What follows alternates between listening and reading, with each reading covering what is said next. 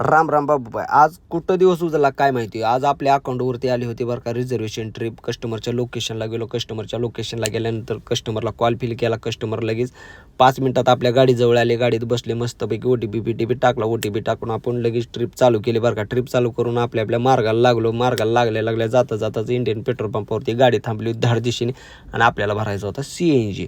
तुम्हाला सांगतो बाबाई 3 महिने झालं कसलीच आउटस्टेशन ट्रिप मारली नाही. मुंबईला गेलो नाही ना कुठं गेलो नाही, कारण फेक सध्या ट्रिप वाजत नव्हती हो. कसली अवस्था बेकार झाली. आज पहिल्यांदा आपण मुंबईचं दर्शन घेणार होतो. तुम्हाला सांगतो तळेगावच्या टोलला पोचलो. धाड दिशेने 240 रुपयाचा टोल कट झाला आणि दांडकळ वरी गेला आणि आम्ही पोचलो बरं का घाटामध्ये. तुम्हाला माहीत आहे इथं स्पीड कमीच करावी लागते, नाहीतर इथं 2000 रुपयाचा फाईन धाड दिशेने पडतोय बरं का विनाकारण. तिथून घाटामधून आम्ही तुम्हाला सांगतो सरळ निघालो आणि तुम्हाला भावनं सांगतो इथं गाडी व्यवस्थित चालवा. लोकांना जायचं असते सरळ, पण जाते ती खोपोलीच्या साईडला महागून येणार आपल्याला धाड दिशेने ठोकते, त्याच्यामुळे काळजी घ्या इथं बरं का. तिथून धाड दिशेने आम्ही खोपोलीच्या टोलला पोचलो. धाड दिशेने तुम्हाला सांगतो इथं साहेब गाड्या पकडायला लागल्या होत्या, पण आपली गाडी काय अडवली नाही. धाड दिशेने दांडकळ वरी गेलं. दांडकळ वरी गेल्यानंतर आम्ही पोचलो एक्सप्रेस हायवे क्रॉस करून पनवेलला बरं का.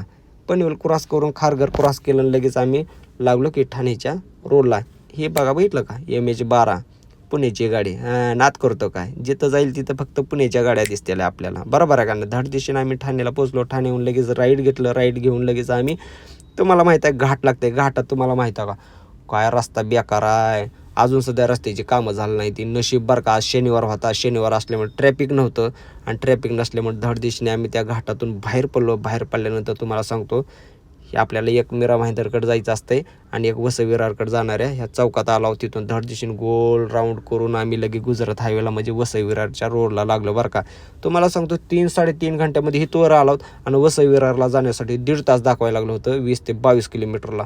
नशीब बरं का विरारला राहणारे लोक कशी राहत असतील, कारण रस्त्याची कामं चालू आहे ती खड्डे आहेत. नशीब देव जाणं. आपल्याला पहिल्यांदाच जायचं असतं, पण आपण एवढं जाता कस्टमरला त्यांच्या लोकेशनला सोडलं, कारण आपल्याला आज राऊंड ट्रिप होती 12 घंट्याची. कस्टमरला त्यांच्या लोकेशनला सोडलं आणि आपली गाडी बाप भाई. हे बाप भाई का स्टाईल आहे. लेट पण थेट मुंबई